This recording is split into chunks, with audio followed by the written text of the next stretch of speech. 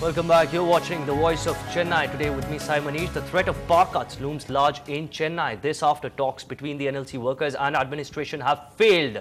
Though the management has said that the power generation would not be affected, sources within NLC say that with the failure of these talks, some parts of Chennai might actually suffer power cuts. The indefinite strike by 16,000 odd workers of NLC seems to be intensifying by the day, especially after repeated talks have failed to yield any results.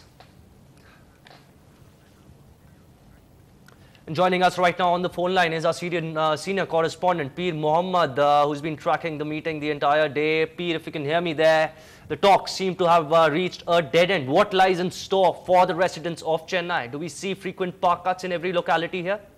Yes, Manish, the talks were inconclusive, and the talks would continue tomorrow at the NLC house in Chennai tomorrow afternoon.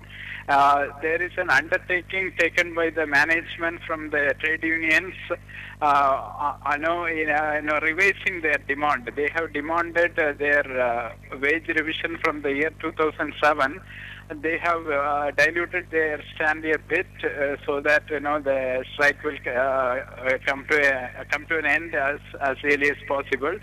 But if tomorrow's talks fail, definitely Chennai is in for trouble, and parts of Chennai and many parts of the state would suffer power cuts in the coming week.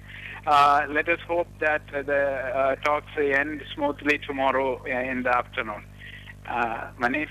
Right, Peer Mohammed there joining us with details. The talks will in fact continue tomorrow, and if any failure happens, as Peer just said, chances are that large parts of Tamil Nadu might plunge into darkness. Now, the relentless pressure tactics on the Kodaikanal Public School authorities has finally paid off. The correspondent of Kodaikanal Public School, ML Bright, accused of molesting a class 9 student in his own school, has now surrendered. Bright surrendered before the judicial magistrate and is right now in judicial custody. Earlier this morning, Sheba Paul, the school's principal, was arrested for aiding Bright and allegedly forcing her school students to not reveal any information about the accused molester, ML Bright. It's Dravidian versus Dravidian in Tamil Nadu. Dravidar Karagam leader Veeramani's house has been attacked by members of the Periyar Brigade. 7 men belonging to the Periyar Dravidar Karagam pelted stones at Veeramani's house. His car and house have been damaged in this brazen attack. In fact, NDTV Hindu Salim was there at the crime spot, and this is what he sent us from Veeramani's house. The incident took place at around 2:45 this afternoon. According to the witnesses, 7 unidentified men armed with deadly weapons barged in Dravida Kadakam leader K. Veeramani's house. When the Nepali security guards stopped them at the entrance gate, they attacked them, and then the gang barged straight away into the house and they attacked the windshields of the car. You can very clearly see the windshields of the car has been damaged. Now, when the inmates of the house raised an alarm, all the 7 people escaped. Now, forensic experts have been pressed into service. They have lifted fingerprints from the scene of crime, and even the city's joint commissioner, the South Zone joint commissioner, visited the scene of crime and said that a hunt has been launched to nab the accused involved in this case. As of now, K. Veeramani's house is witnessing heavy police presence. Situation, in fact, at Adyar, where there's a huge police presence, continues to be tense even as we speak. Now, the times, they are changing, so said Bob Dylan. Well, his words are coming true in not so distant Pondicherry. Single men and women in the former French colony no longer want to marry a French national just to get that ticket for a better life in France. They're saying, who wants France? Who wants France when life in Pondicherry is just as rewarding? 28-year-old Riaz, a native of Pondicherry, is part of a rare trend. He does not want to marry a French woman. He will be marrying an Indian girl. That's part of a trend not many people in Pondicherry can stop talking about. For Riaz though, it's about putting economics over the calculations of love. எல்லாருக்கும் வந்து ஒரு ஆசை இருந்தது France போகணும்னு. இப்போ வந்து moreover யாருக்கும் அந்த இன்ட்ரெஸ்ட் வரல. ஏன்னா வந்து பார்த்தீங்கன்னா அங்கே வந்து மோஸ்ட்லி இந்தியன் பீப்புள்ஸ் அதிகமாகிட்டாங்க, வேலை இல்லை. அப்படியே மீறி வந்து யாராவது வந்து கல்யாணம் பண்ணிட்டு போனால் அது வந்து ஒரு எப்படி சொல்கிறது, ஒரு பந்தா மாதிரி. ஆனால் மோஸ்ட்லி பார்த்தீங்கன்னா ஊருக்கு போகிறாங்க சொல்கிறாங்க, அவங்க வந்து அங்கே சந்தோஷமாக இருக்காங்களா இல்லையான்றது தெரியல. Riaz is not the only one. Lieutenant Colonel Mohammad Mustafa is a retired French Air Force man.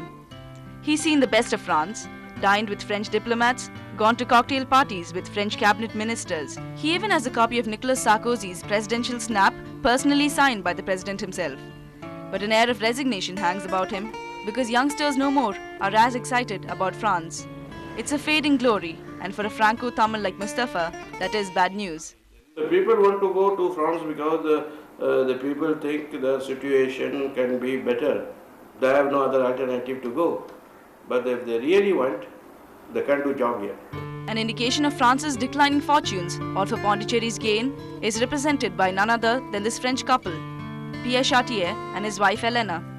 The downturn in France made Pierre choose Pondicherry over any other French territory. For him and his wife, Pondicherry is the new France of the East.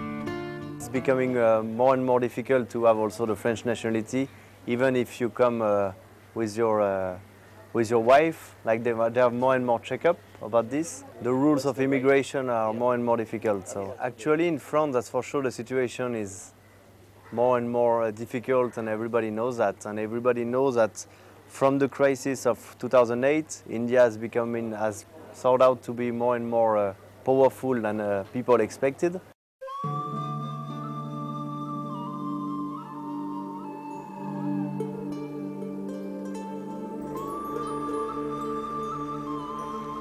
Well, Pondicherry is soon losing its romanticism for the French connection. Blame it on the flagging French economy or the strong Indian economy. But the bottom line is, honey, it's all about the money. And money right now is in Pondicherry.